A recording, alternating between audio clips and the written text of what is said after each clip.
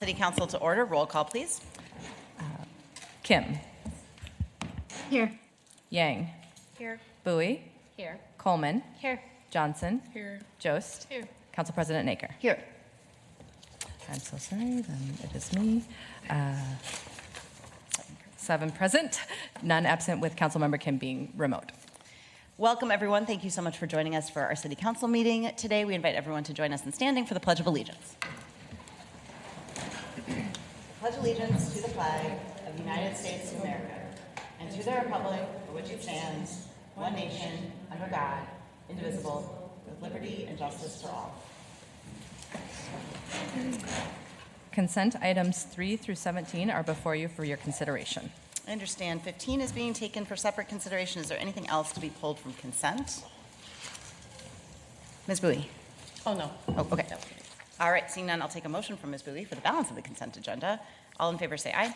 Aye. Oh, roll call, please. So we will do a roll call because we have a member remote today, and I will also forget that almost every time. So just letting everyone know in advance. Roll call, Councilmember Kim.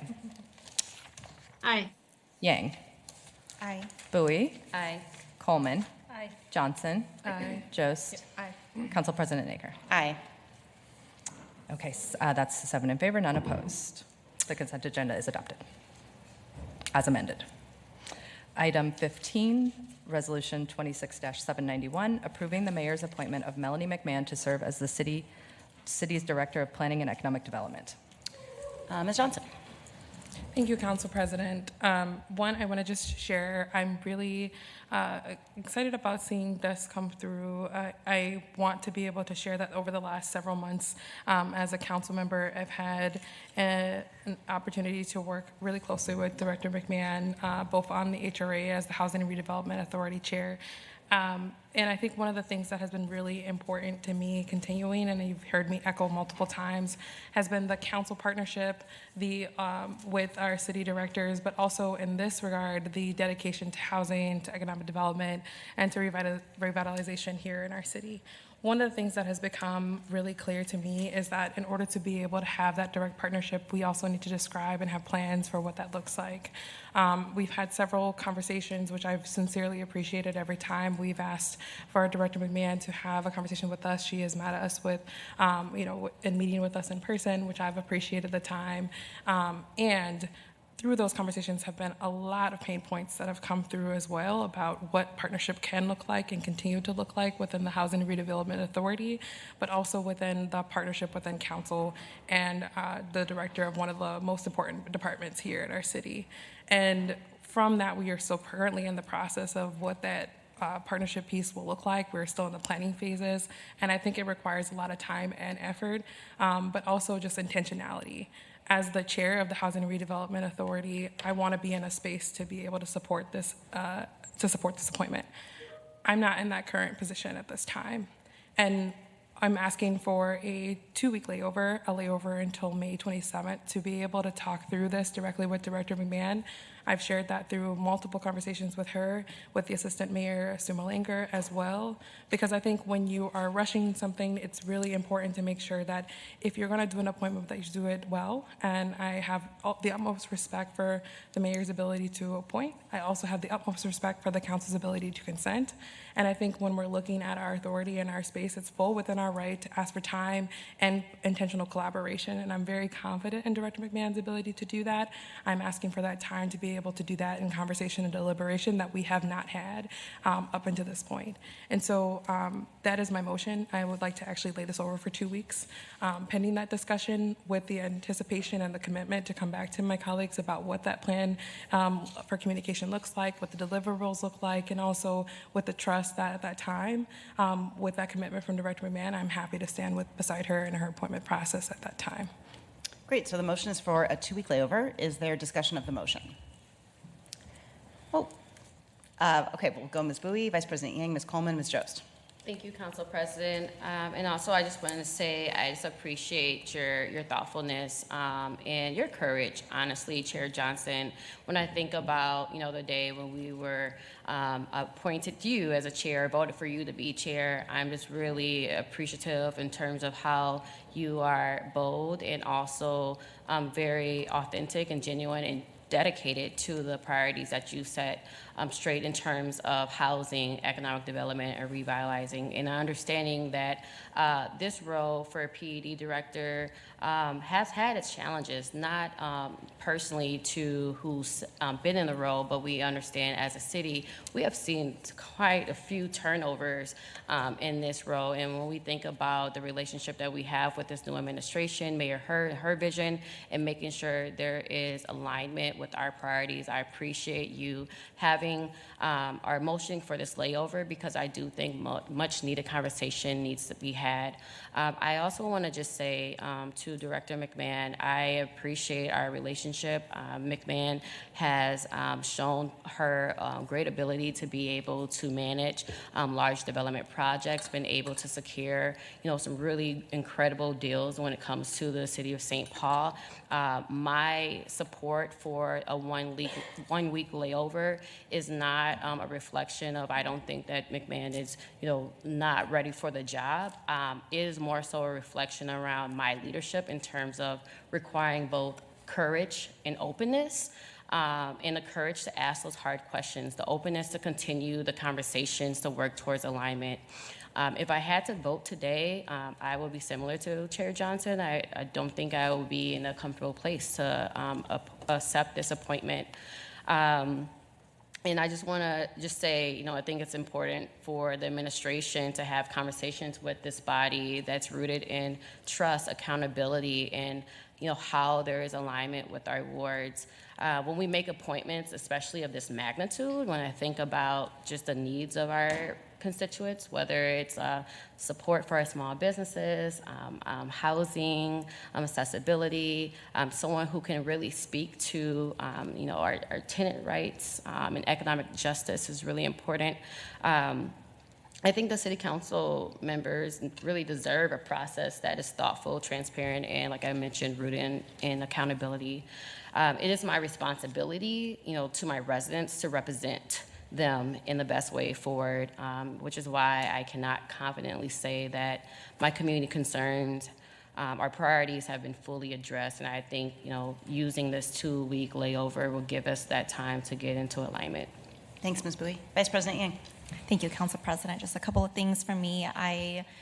First, I want to share that I am supportive of the appointment. I'm supportive of the 2-week request for the layover, and my preference would have been 1 week. However, I want to be respectful of the ask from council colleagues who are still in the midst of discussion with the director, the interim director, and want to be really clear, too, that I wouldn't be supportive of any future layovers for this item. Thanks, Vice President. I saw Ms. Coleman.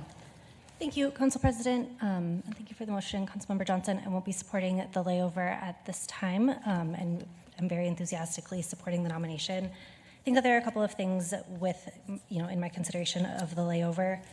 We've made many voted on many appointments in this body over the last couple of months, and I feel, many of those I've had the opportunity to have maybe a brief conversation with the person who's being considered in advance. They're generally somebody who's been new to the city, but I trust the mayor who is appointing them. I trust, what I've seen from their experience, their values alignment, et cetera, and so have felt comfortable making the decision to move forward with their appointment. In this case, I think we're in the incredibly fortunate position to have so much more information than we've had with many of those appointments over the past couple of months. I've had the opportunity to work with Director McMahon, I think, since maybe 2 weeks after I started on the City Council when she came into the interim director role. In that time, we've worked on a whole host of challenges and opportunities in Ward 4, from really big development opportunities to small day-to-day things that really deeply impact the quality of life for our residents when we're thinking about what does development mean, what does housing look like, how are we meeting the goals of the city while still respecting the opinions and perspectives of the constituents and residents of St. Paul. And I've just had nothing but positive experiences. I think that all of those conversations have been handled with such nuance and care and intentionality. I've seen one of the things that I hear about a lot with the city is St. Paul is really quick to get to a no and really hard to get to a yes on. And one of truly the first meetings that I had with Director McMahon, we sat in this meeting and it was how can we get to a yes? That doesn't mean we're going to get there immediately. That doesn't mean we're going to throw caution to the wind or throw the rules and the laws out the window. but we need this development to happen. We need this housing to happen. And so we have to figure out a way to get there. And so how are we going to work a little bit harder, think a little bit more creatively, do a little bit more in order to move our city forward? And I think it's the type of energy that, again, I have heard time and time again from the residents of Ward 4 that they are looking for in the city. And I was just so thrilled, again, to have that. Maybe I'm exaggerating, but I really do think it was like our first meeting where I was like, this is what we want. This is what people want our city hall to look like, to be working like. And so I'm very supportive. It sounds like there's a good chance we'll be laying this over today. So I'll share similar comments in 2 weeks, but look forward to voting for confirmation whenever that happens. Thanks, Ms. Coleman. Ms. Jost. Thank you, Council President. I am also very supportive of this appointment today, and I do not support a layover on this item. My reason for not supporting the layover, I of course support this appointment, but also I feel really strongly that the charter is very clear about who here has the power to appoint our department directors. And, the mayor is the one that does that. We've had several, as Councilmember Coleman said, we've had several appointments come before us. And the charter is very clear that the mayor does that, and the mayor also directs department heads. And the decisions we make on appointments are with the advice and consent of the council. We have known about this appointment since about April 15th. I have had several conversations with Director McMahon about this, and I've also worked very closely with her. I think that to delay or deny the mayor on these matters and her power to make this appointment, there has to be very specific and clearly be able to enumerate why we would do that. And I don't fully agree with the reasoning to lay over, because as I mentioned, we've had a lot of time, and so that's why I won't be supporting the layover today. I also really want to make sure that, we have had a mayoral transition, we've had department directors that have been transitioning, and I really want to think about the stability and being able to move forward with the really important work of the city and the important work that the Planning and Economic Development Department does around revitalizing downtown, making sure that we're developing our buildings and projects across the city, our economic vitality, doing what we can to expand our property tax base. All of those important things is what I really want us to focus on. And again, I'll just say that I also have worked, like I said, very closely with Director McMahon. We worked together on the Highland Bridge project, which is something that my constituents care a lot about. And we would not be where we are on that project, which is on track to complete the vision that our community wanted to see if it weren't for Director McMahon. And so I trust her in this role. I don't need to wait 2 weeks to do that, so I won't be supporting the layover. I trust the folks that have also put their trust in her, former Mayor Melvin Carter, and now our new mayor, Cully Herr. I appreciate her taking the time to evaluate all of our department roles. And I fully agree with the decision that she has come to, that Director McMahon is the best person to lead this department and to lead our city in the development of its future. Thanks, Ms. Jost. Further discussion of the motion. Ms. Kim. Thank you. Yeah, I'm going to be supporting this motion. I hear that there is readiness. I am also ready. I guess my inclination is to support my colleagues when they request additional time to have further conversations. I personally spoke to Interim Director McMahon today to talk about both my concerns, but also my hopes for this position. And so just to be very clear, I'm going to be supportive of the appointment, and I'm also supportive of our HRA Chair Johnson that is just requesting additional time to have additional conversations, recognizing that this person is both PED and will also be our HRA director as well. So I'm very supportive of the layover, and I appreciate the candor at the table. Thanks, Ms. Kim. I will just add, and then go to Ms. Bowie, that I share the enthusiasm that I'm hearing around this table for this appointment. I could not be more thrilled at this choice by Mayor Herr. Interim Director McMahon, I think, is everything we would want in a PED director: smart, focused, dedicated to getting to yes, and able to depersonalize a lot of things. I think that that's a really important skill in a planning and economic development director. As Ms. Coleman said, I do feel fortunate that we've had the chance to get to know Ms. McMahon in a way that we haven't for many other folks that we have approved pretty much on site. So I do respect my colleagues' desire for more time. I am ready to vote today, so I'm going to vote against the layover. But it sounds like we will all be coming back to this table potentially in a couple of weeks to confirm this appointment, which I look forward to. Ms. Bowie. Thank you, Council President. I just wanted to share just like a nugget of wisdom, representing a ward that's, the most racially diverse, socioeconomically diverse. When we think about just, our goals and aspirations, especially coming from the PAD department, I heard today that, the city is interested in how do we get to a yes. We want to make sure we can get to a yes, right? We're really slow to get to that yes. But what's really important is thinking about how do we get to the yes together. And, some of the values that I hold, there's this African principle that says if you want to go fast, go alone. But if you want to go further, go together.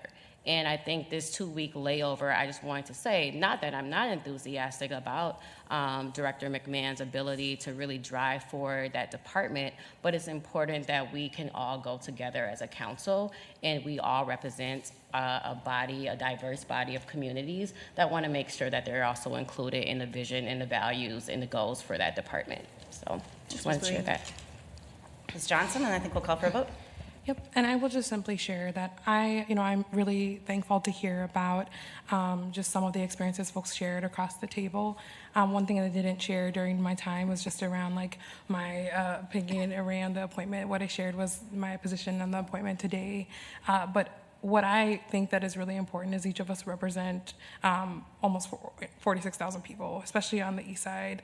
And I really do hope that in the future, the partnership conversations look like what Councilmember Coleman shared today was her experience. When we are coming to the table with priorities for our ward, what we do expect to hear is how do we get to a yes and how can we do that in partnership? And that just hasn't been my experience. And so one of the things that I want to be very clear about in my, desire for this 2-week layover is I have an obligation as well to ensure that when I'm putting a vote behind it, it's because I can do so confidently that that will represent and reflect my community, the priorities that I hold. I agree with some of the comments that have been made, especially around Highland Bridge, especially as one of the most important developments that we have here in the city. And I also see the investment on the east side and east side businesses to be important. I think it's really important to think about affordable housing as it relates to all across the city. And I just want to make sure that, when we are talking through these appointment process and procedures, that they are just that, a discussion. And I've heard, just comments as well about authority. I think I have a lot of respect for Mayor Herr and Mayor Herr's leadership. I have a lot of respect from Director McMahon and her leadership as well. And while we have an opportunity, especially because we've had a chance to get to know Director McMahon better because we've had direct working relationships with her, and I'd say probably argumentatively on the table, we've had a lot more FaceTime weekly with Director McMahon, that it's not a discussion necessarily about her personally, but definitely around the partnership that I aim to see moving forward. And I don't think that we should have to negotiate for that for the sake of unanimity or for the sake of just being able to consent, to say yes to a consent agenda. So I appreciate my colleagues today that are supportive of the 2-week layover. I plan to make good time with it and good discussions with Director McMahon as well as leadership. It's an open invitation to anyone who wants to be a part of that discussion or not. But I do appreciate my colleagues' support today for that layover and for that time. And I hate that my back is turned to most of the PG team today, but I'm happy to further explain if there are questions. But genuinely appreciate that time. And so thank you to those who said that they'll support a 2-week layover. And thank you to the comments of our colleagues as well, either way. Great. Thank you so much to everyone for the discussion. We'll take a roll call vote on the motion for a 2-week layover. Kim. Aye. Yang. Aye. Bowie. Yes. Coleman. No. Johnson. Aye. Jost. No. And Council President Naker. No. The resolution is laid over to May 27th. Item 18, Resolution 26-532, approving adverse action against the liquor on sale 100 seats or less, liquor outdoor service, liquor on sale Sunday, location license held by A&M Bar and Grill, DBA St. Paul Saloon for the premises at 1045 Hudson Road, and imposing the recommended presumptive matrix penalty and amended license conditions. Welcome up. I forget, it's Schaffer or Schaefer? Schaefer. Schaefer, okay. You're so good, don't worry about Welcome, Ms. Schaefer. it. Thank you. I'm going to try and not set the land speed record for the fastest proposal I can do today, but I appreciate you sticking with me on past attempts. Third time's the charm. We don't mind if you want to set that record, but go ahead. Well, thank you. I appreciate your faith and belief in me. So my name is Monica Schaefer. I am an assistant city attorney, and I am here representing the Department of Safety and Inspections today. Thank you so much, Council President Naker and council members, for hearing this item. So the purpose of today's agenda item is because the department has recommended an adverse action be imposed against this business license, and the license holder has admitted to the facts but is challenging the specific penalty recommended. And so I am here to present that penalty and explain how the department got there. So this is about the St. Paul Saloon, which is located at 1045 Hudson Road. The license holder is Alex Rivero. There are 4 licenses at this business. There's a liquor on sale 100 seats or less, liquor outdoor service area patio, liquor on sale Sunday, and a gambling location license. The matter here comes from the events of November 1st, 2025, and all of the facts and law that you need are in Exhibit 1. I'm going to just walk through those facts really quickly for you. So around 11:45 p.m., the St. Paul Police Department received call that there were shots fired inside the bar, and they responded, and sure enough, there were 2 reports of 2 different men who were firing guns within the bar, and there was 1 man was wounded. There were also casings then found outside on the street, and more inside the bar. So I'm going to use the voice-activated projector just to show a couple photos that are relevant.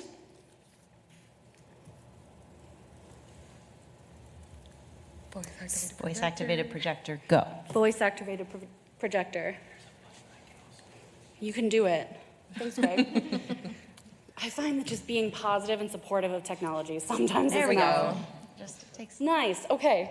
So this is one photo of what the inside of the bar looks like. So here you can see this is the entrance that the patrons are using. This part around it is a metal detector. And then sitting here at this table is a security officer. So the bar is required to have a security officer on the site from about 9 p.m. until close.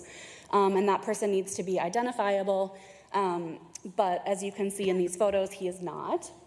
So in this next photo, you can see a patron is entering through the metal detector, and these red lights are going off, which means that the metal detector has identified something that is possible to be a weapon. This photo, this patron is one of the men who had a firearm that he then shot inside the premises. As you can see, the security officer is looking at his phone and does not engage with this patron. Here's the patron again, walking away, and the security guard is continuing to look at his phone and not engage with that patron.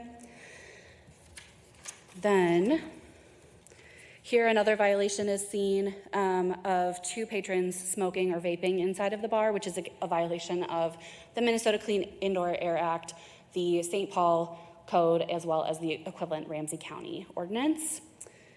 Here again is another patron coming through with a lot of lights, which means there's likely multiple possible weapons on this person. The security guard is not engaged. And here we see that patron, that is a gun that he has pulled out and started shooting inside of the bar. This photo is from the other side of the bar, from another camera view. Back here in this corner, you can see these are the 2, it's really tiny, but these are the 2 men who are exchanging gunfire inside of the bar.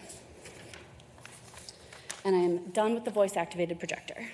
So essentially, the Department of Safety and Inspections has identified several of these as those are all violations of either the city code or of the license conditions.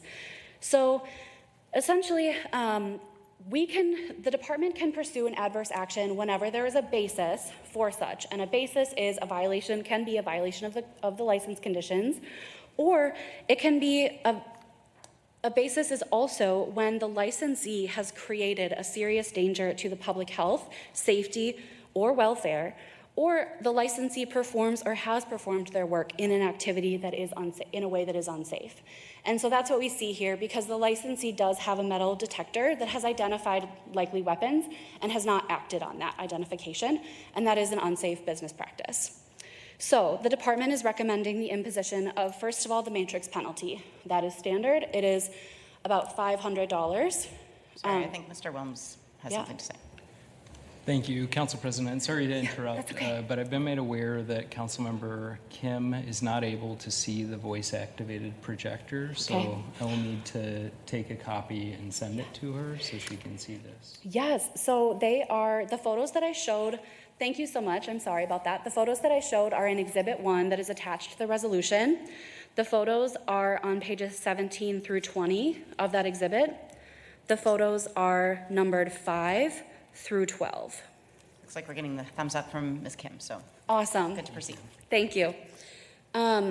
So those photos identify the violation of a license condition, which provide one basis, and the second legal basis is this unsafe manner. So the license code is really clear that a first violation, which this is $500 matrix penalty. The department also has the ability and the discretion to recommend the imposition of additional or amended conditions, and that's what they've done here. They've recommended 3 conditions be amended for the license. The amendment of a condition can take place during an adverse action, which is what this is, and the amendment of a condition is appropriate when the amendment is reasonable, and the purpose of the amendment is to promote the public health, safety, and welfare, or advance the public peace, and eliminate conditions or actions that constitute a nuisance or a detriment to the peaceful enjoyment of urban life, or promoting security and safety in nearby neighborhoods. So it's a pretty broad basis, right, to try and protect our communities. So there are 3 amendments recommended, and those are all in Exhibit 2. So the first amendment is to condition number 1, and that is what we call a camera condition. So a camera condition is on a lot of licenses, and it requires surveillance like we have here from this footage that I showed you stills from. And it allows us to see what's happening in the bar, but especially it's useful for the police officers when there is a report of a crime, or again, if there's a report of license violations, the Department of Safety and Inspections can pursue that. Ultimately, the amendment to this condition brings this condition in line with updated modern video surveillance systems, and also what is on most other bars like this. So essentially, it requires that the cameras be surveilling 24 hours a day, that the footage be maintained for about 30 days or more, so the department or the police can ask for it in case they're alerted to something that's happened. And it also requires that there be a camera plan. So the plan is approved by the Department of Safety and Inspections and the police. So that way we can ensure that there is no blind spot and that we're not going to miss something, right, in the identification.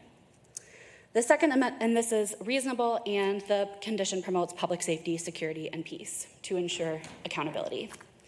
The second amendment is to condition 2, and that is improving the security condition. So currently the security officer has to be present, as I told you. However, the department is recommending that the council amend that condition so that it requires the proper use of that metal detector. So that when an alert goes off that there might be a weapon, the security officer needs to respond accordingly to that. Then it also is going to impose that the security officer ID using photo IDs of anybody who comes to the bar. And that connects to the third amendment, which is condition number 7, has a photo ID requirement. So this is requiring the licensee to scan all of the photo IDs that are coming in. It's a state or federal ID, so that there is a photo ID to match that, and then keep that information, again, so that if there is an incident that happens, the police or the department can go and obtain that data from the bar to make sure that they are able to obtain witnesses or identify perpetrators or things like that if there are crimes that might be suspected or other violations around. So all of these conditions are reasonable. The department asserts that they are reasonable and that they all will promote public safety, security, and peace for the neighborhood. So for that reason, the department respectfully requests that the council impose the $500 matrix penalty and these 3 condition amendments. Great. Thank Thanks you. so much, Ms. Schaefer. Yeah. Not too long, not too short, I think just right. In my own personal opinion. Like Goldilocks, right? Questions for Ms. Schaefer before we hear from the licensee? Doesn't look like it. All right, thank you so much. Don't go too far. We will now have, it's not a public hearing, but we will give the licensee 5 minutes to speak to us on their own behalf. So if you are the licensee and you're here, please come on up. Start with your name and where you're coming from, and then you'll have 5 minutes to testify to the council. Hello, Council. Alex Rivero, owner of St. Paul Saloon. There was just a lot that was taken. I'm not as prepared as she is. There was just a lot of facts that weren't given to you guys that aren't accurate. She said there was multiple shootings in the bar, what there wasn't. I've never had an issue for the time that I've owned the bar, the whole 10 years I've owned it. The guy that came in, which the pictures don't show, once he walked in, my actual security guard, what he usually has is a badge, which after I talked to the city guy that came to talk to me, which he actually noticed in the actual video when I slowed it down on my own camera. But with that being said, the guy comes into the thing, the metal detector that I put up is something that when Jane Prince was a council member, I used to work very closely with, so we used to have meetings monthly. That kind of went out the window when she was gone. I used to get a lot of support from the police. That's been gone. 3 weeks before this incident even happened, I had called again because usually I had a number downtown, which nobody answers apparently no more, where I would say, hey, can you guys send squads in? Since we got that new train bus thing put in there, it's been chaotic. Like, we've gotten a lot of traffic coming in definitely from different bars, different places. Bourne's being closed, that didn't help our situation any, so I found myself closing on Sundays. I have been open on Sundays for over 3 months. I closed my bar at 12 o'clock at night instead of 1 like I'm required. My security, I did get him a security vest to wear. The metal detector that I put in on my own is because I felt that the community needed safety and protection. It's not really a metal detector. The lights and stuff that go off is more for a show because I couldn't afford to get a high-class metal detector. So the one I got is anything you wear, if you have keys, anything you have, it'll just ring. So when this guy rushes in, is what the video, the picture she has doesn't show, he literally pulls out a gun, which jams. He doesn't get a shot off. The guy that was on the other side of the bar, which they had the video footage, and I don't see it here either. He comes in through the side of the patio, I'd say a half hour before this guy even shows up, was sitting there. He fires 2 shots at the other guy that came in to shoot him. It hits my machines. This guy runs out. This guy runs after him to shoot outside. My security runs to the door, slams the door shut, locks it.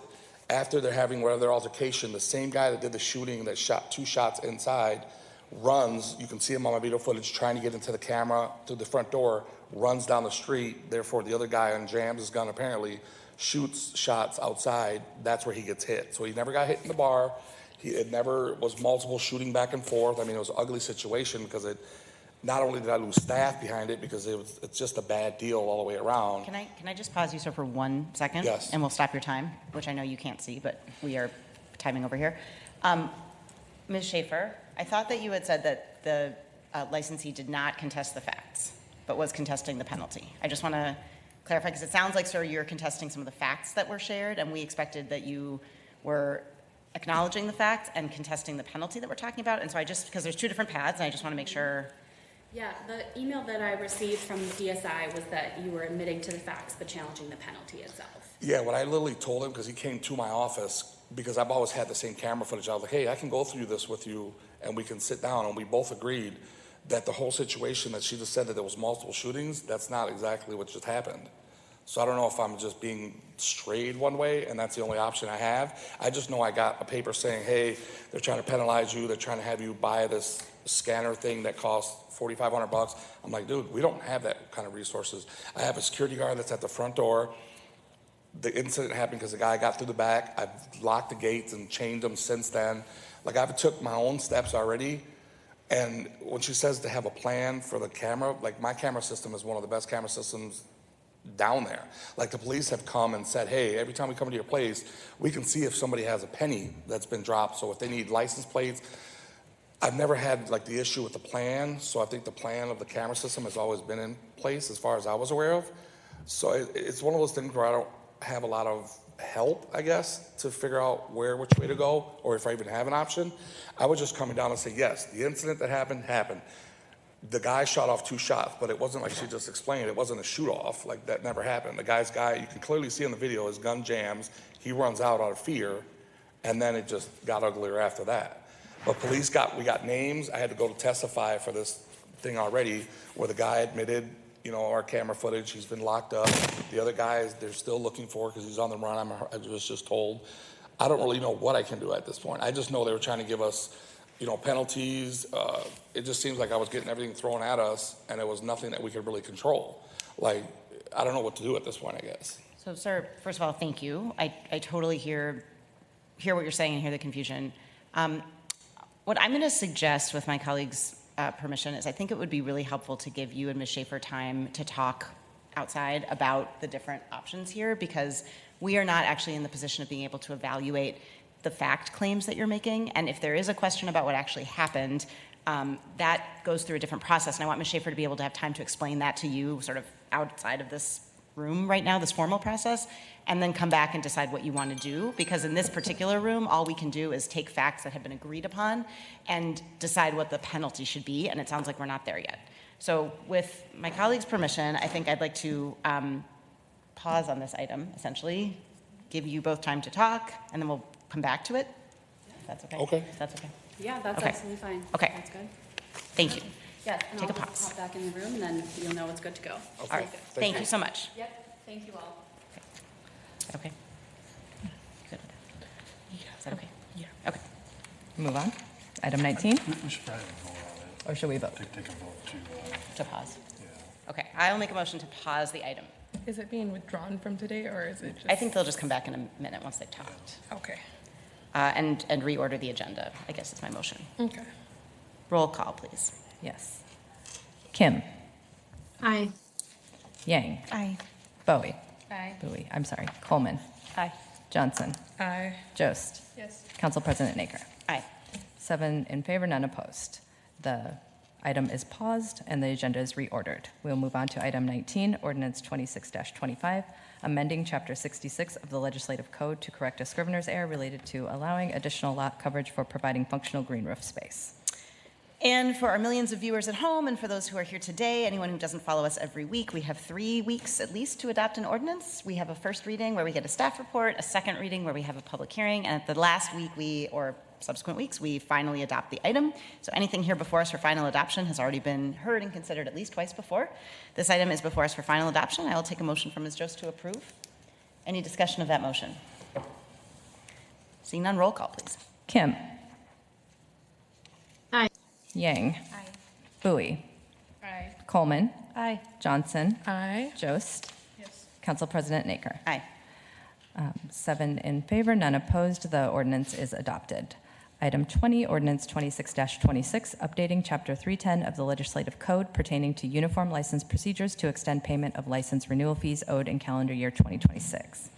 I will move approval of this item. I want to thank my legislative aide, Megan Jeckett, and all of the small business owners who came out to testify about this before and basically advocate for this to happen. This is yet another one of the actions this council is taking in response to Operation Metro Surge. The fact that so many of our small business owners, our immigrant-owned businesses, were deeply impacted, and that those impacts are continuing to be felt, will continue to be felt.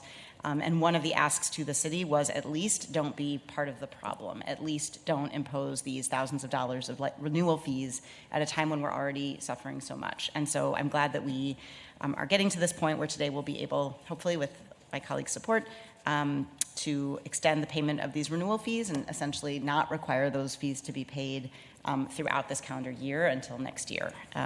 So hoping that this can be another small step that the city can take to mitigating the impacts that these business owners are experiencing. So I'll move approval. Any discussion of the item? Seeing none, roll call, please. Kim. Aye. Yang. Aye. Bowie. Aye. Coleman. Aye. Johnson. Aye. Jost. Yes. Council President Naker. Aye. 7 in favor, none opposed. The ordinance is adopted.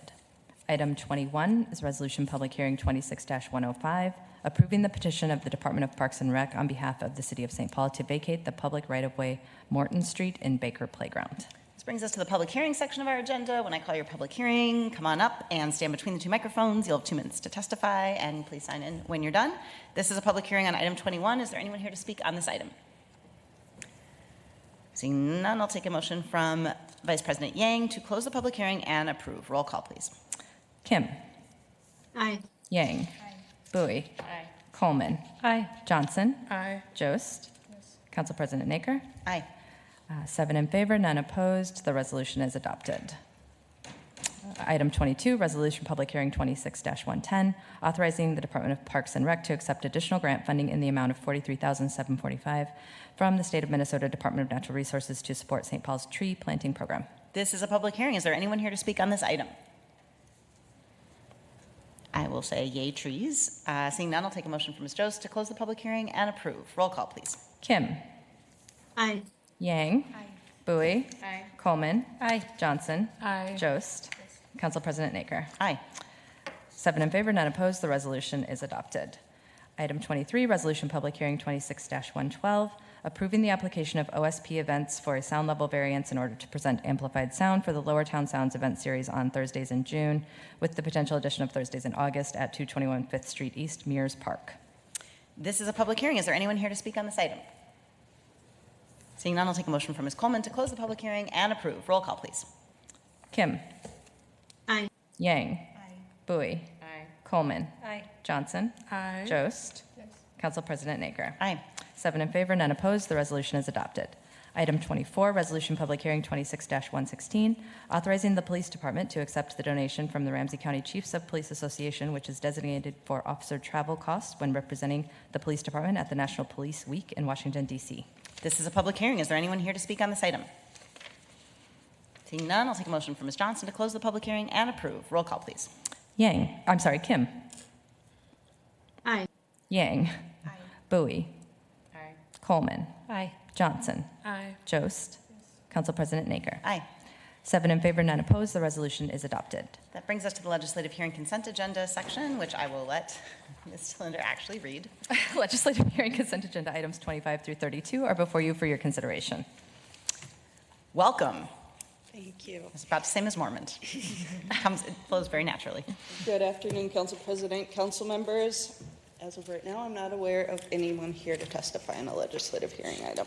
All right, thank you. In that case, we will hold a public hearing on any and all of the legislative hearing items. If you're here for items 25 through 32, this is your public hearing. Please come on up.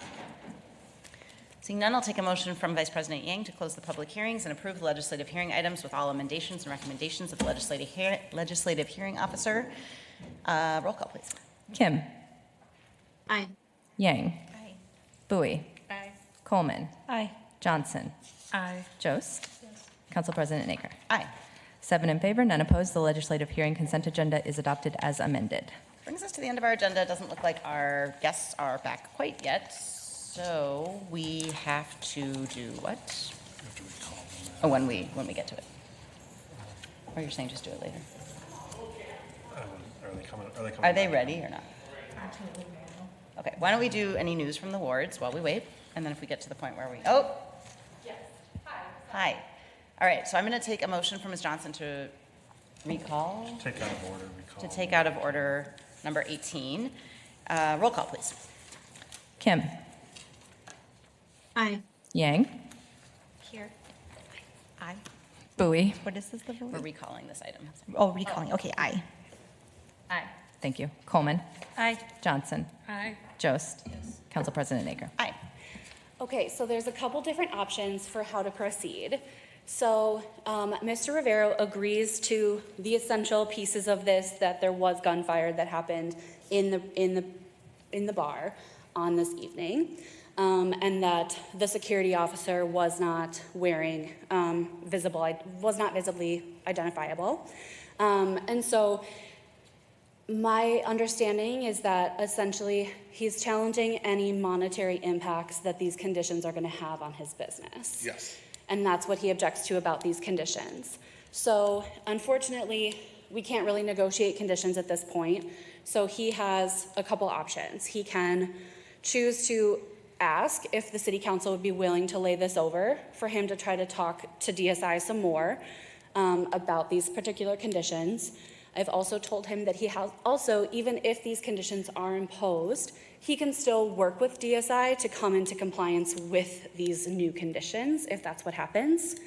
And then the city council, he can also argue that any one of these possible penalties, right, the $500 fine or amendments to 1, 2, or 7, not be imposed. So and he could ask city council to, for instance, not impose the amendment to condition number 7 that requires the ID scanner that you said is like $4,500 or something like that. So, so I think those are really his options. He seems, I think in this hallway you said you didn't want to go to an ALJ. What's that, the court thing? Yeah. No, that sounds expensive. I definitely don't have that. Yeah, so that is, unfortunately, so those are the options that are I here. guess I just put it in your guys' hands. At this point, I don't really know what to do. I feel like I've taken actions, like I've closed Sundays. I have tried to make it as safe as I can. I don't know what else to do at this point. Thank you. Thank you both. I think we'll look to Ms. Johnson for any questions or a motion. And we can step aside. And we will, yes, thank you. Yeah. Do you like? Yes, but don't go too far. Because just to understand, one of the things that I had a question about was around the comment earlier that was like you had not had an issue with this before. And I'm just wondering if you've seen issues with weaponry since, and if you've had a problem or had some issues. Since I had no incidents. Since they put that bus thing in there, it's been a nightmare. So you've had no instances where weapons have been seen or discovered or police calls about weaponry? No. Well, because I've lived there myself pretty much now since that happened. Okay, so one of the things that I think was really important to kind of share with you is just like, it is my understanding, however, that there has been some challenges around weapons on site with police calls since this happened in November, as early as March of this year. And the call that was there was not Sir, our I'm bar. so sorry. We're not going to have a back and forth. I think please just wait until Ms. Okay. Johnson asks you a question. Okay. Thank you. Yes, and then I guess I just wanted to know a little bit more about, you shared that your metal detector that you have on site is more so for show and does not currently operate. Is that correct? Yeah, like it operates, but it operates where if you have anything, keys, you have whatever, it just goes off. And it kind of alerts the bartender to know, like, hey, somebody new's walking in. Besides having an ID in the morning, because we even do it in the morning time. You ask for ID, I raise the scale from 21 to 25 plus. Like, unless you're 25, you still can't get in the bar. Okay, and then as a, one of the things that I think that came up in the public comments section as well on this item is quasi-judicial, so I think it's really important to share what is in the record as well. Security guards do or do not respond even when it goes off around keys or any other thing? The way he's got it set up, or the way that it was set up, is if it's got lights on the side, it makes a sound. If it's four more light ups, then you know it's something very heavy. So then technically it could be either a weapon or something, that could cause a problem. If it only lights up twice, then you know it's usually keys. So he kind of knows how it works now because I've been there with him. I've done it security myself. And I know if it's lights up, like all the way up, there's a problem. Like somebody's either trying to get in with something really heavy or a weapon or something of that sort. And that's something that I found on social media, on Facebook Marketplace myself, just to implement, because I just felt like the little wand thing that we usually used is something people can just get past. If you got a big purse and you're checking through, they can hide it in so many different places. Okay, thank you. And then Ms. Schaefer, those are all my questions for you. Thank you so much. Ms. Schaefer, I just have a question around the different add-ons to the conditions. Is this, would you say the conditions that are imposed are conditions that are standard for places, or is this as a result of the issue that's happened, that is why they're being put in place, or is this something that you might require, say, of a bar opening nowadays as well? Yeah, so the camera condition, which is condition number 1, the proposed amendments to that condition are standard for any bar. That's what I usually see on these licenses now. As for the metal or the security condition and the the ID condition, condition 7. So the security condition is almost completely standard. The change is because there is a metal detector here that he chose to put in, is just really requiring that be used properly. And then the 7th condition for photo IDs, I can't speak to how that's being used because I have not, I didn't write that condition and I don't know how that works. But I know that especially like tobacco shops require things like that. And so I'm not sure, unfortunately, about whether it's been used on other bars. Thank you. Yes, I think one of the things that I understand just kind of what has been shared, and I do appreciate you both being here today to talk about this, and you all having conversations as well, just to ensure that our, all of our business owners, I think, should know exactly what is happening and what their next steps should be, kind of understanding the conditions. I think those are really important. And, I think what I will share with you is that as a council member, it's my job also to represent the community in which your business is located. Often I have heard and been a part of conversations and community discussions about the saloon. And I want to be transparent with you, just with what is shared. What's concerning is you have a metal detector that's in place. It was going off. The facts that are here show a security guard on site not responding to a situation. If I'm going just off of what is factually agreed upon with the two of you, that's concerning to say the least. And so when I hear the opportunity for Department of Safety and Inspections to work with you on this matter, I also appreciate being able to do so after this is put forward as the council member in the area, because you mentioned just having a prior relationship with Councilmember Prince. I represent the ward now, and I'm looking forward to hearing and speaking with you, especially around just some of the challenges that you've uplifted, because I do think that there has been several community conversations prior to the Gold Line. I was still hearing those same concerns. And since you've owned the building since 2016, that's even before the Gold Line, I think there's an opportunity to hear what you've done in the past and then what we can do now to prevent something like this from ever happening in your business again. That was very concerning for a lot of folks that live nearby, but also, what is even more so, I think something to think and consider about anytime there is aggravated assaults, disturbance calls, harassment phone calls, weapons on site, or other things that have been brought up post that incident. I think that is just something that we should be in better partnership overall with the city on, including the St. Paul Police Department and the Department of Safety and Inspections. And so with that, I will move approval of the recommendation and of the resolution as is, with the conditions imposed. Okay, so the motion is for approval of the recommendation of the City Attorney's Office on behalf of the Department of Safety and Inspections. Discussion on that motion? Doesn't look like it. Okay, roll call vote. Kim. Aye. Yang. Aye. Bowie. Aye. Coleman. Aye. Johnson. Aye. Jost. Yes. Council President Aker. Aye. 7 in favor, none opposed. The resolution is adopted. All right, thank you all for the reordering. That brings us to the end of our agenda, and I'm looking to my colleagues to see if there is news from the wards. I see Ms. Coleman is ready. I'm ready. I pulled this up like 10 minutes ago. I look like I've been on Instagram forever. The Hamlin Midway Coalition is hosting the Mighty Midway Festival event this Saturday, May 16th, 1 o'clock to 4 o'clock. It'll be at Hancock Rec Center, also using the Hamlin Elementary Field.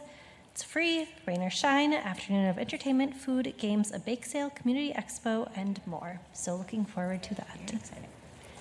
Vice President. Thanks, Council President. The Elders Lodge in my ward is hosting their spring swing. They're inviting community members to join them in celebrating and blessing their community garden. There will be food, a musical quartet, connection time with neighbors and friends, and time to welcome spring together. Also a shared moment of gratitude for the renewal and growth of the garden. So this is on Thursday, May 21st from 5 p.m. to 6:30 p.m. in their backyard. Ms. Johnson.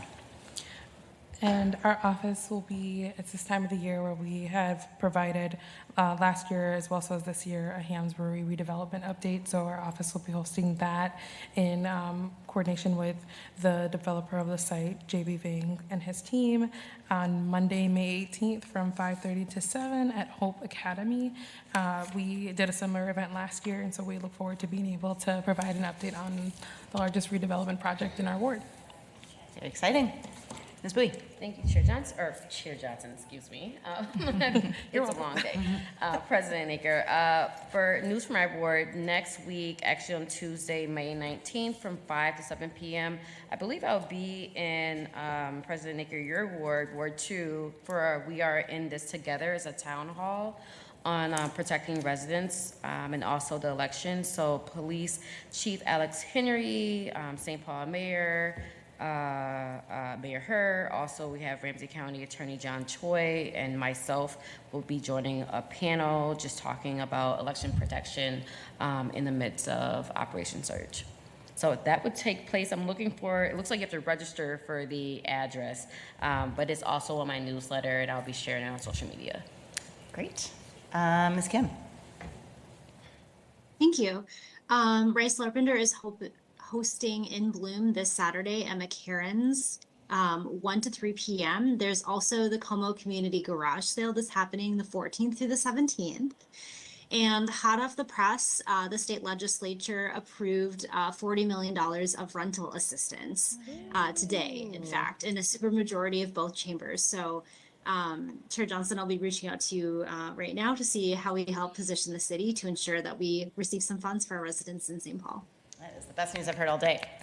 I will share that this Sunday from 12 to 2 at Harriet Island, new location this year, the St. Paul Summer Choice Fair is happening. This was something that Parks and Rec Department and I worked on to try to get more young people aware of all the different amazing opportunities available in the summer. And all of the different providers who come not only come to talk about what they have, but they also commit to saving spots so that in case your parent or guardian wasn't online on December 25th at like midnight trying to get you a spot this summer, you can still have lots of fun things to do. And it's amazing how many things are available in our community. So please spread the word, 12 to 2, free, fun, and a great way to learn about stuff going on this summer, and I'll be there.